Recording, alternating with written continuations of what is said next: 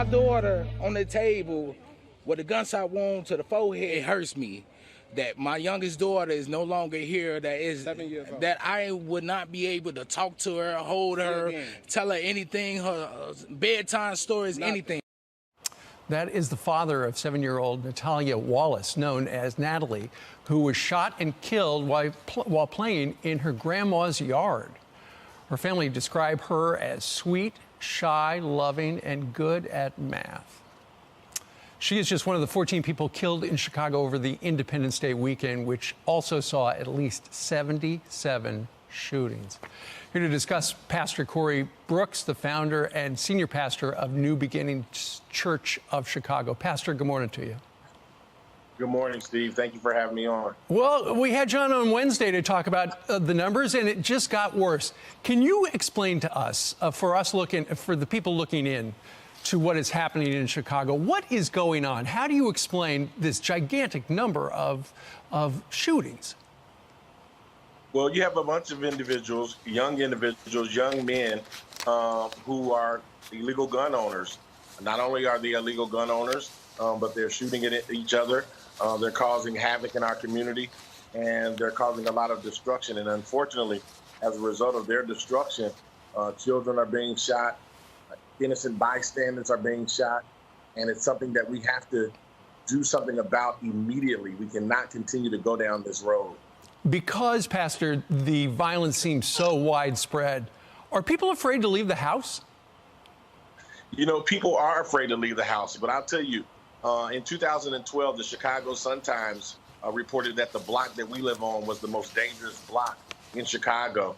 But I'm happy to say that this weekend we had no shootings, and that's because of work like our non-for-profit organization, Project Hood, that is going out and doing the work that needs to be done to make sure that we stop the violence. But individuals are very scared to walk the streets, scared to go to the store, scared to go to the playgrounds, and it's a very unfortunate thing.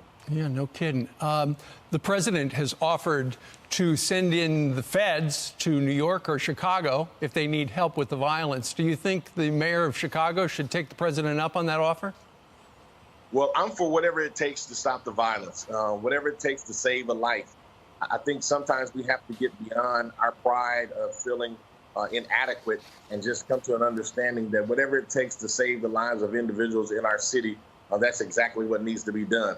So if bringing in the feds, bringing in the military or whoever to help us to make sure that we can get rid of this violence, I'm all for it, whatever it takes. Pastor, has the mayor of Chicago dropped the ball, and has the Chicago Police Department helped, or is it just so overwhelming they just can't get a handle on it?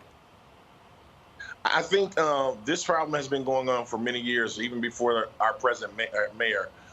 It's an issue that we've been dealing with for years. It's an issue that we're going to continue to deal with if we don't get our hands on it. I think it's overwhelming for the police department. I think it's overwhelming for the mayor. And that's the reason why it's so important that we have organizations on the ground, grassroots organizations who know these individuals, who live in the community, who are able to go out and talk to them, just like I did this weekend. I didn't wait on the mayor, and I don't wait on the police to solve our issues. I was out there talking to guys on the block and making sure that our community stays safe. And I think that's what it's going to take. People in the community are going to have to take responsibility and not leave it up to someone else. Well, it doesn't seem like anybody's taking responsibility right now. I know that you have been doing that for a number of years. Let's talk a little bit about your business. You know, you were talking to people over the weekend. I would imagine that morale in Chicago is at almost an historic low when you look at the number of people who have been laid off from the coronavirus and everything else that's going on in the American dynamic right now. Is morale down there like you've never seen before? You know, it is, Steve. It's very hard on a lot of people, and I think it's kind of hard for people outside of Chicago to understand, especially people who live outside of the inner area of the South Side. People are demoralized. A lot of people have lost their jobs. A lot of people are economically frustrated. The crime, the murders, and things of that sort, it's causing people to feel disgruntled, and unfortunately, people are going to leave, and people are going to move out of the city because they just can't take the risk of allowing their children to be shot and killed. It's just too much to deal with. It is indeed. All right, Pastor Corey Brooks. Sir, thank you very much for joining us on this Monday morning.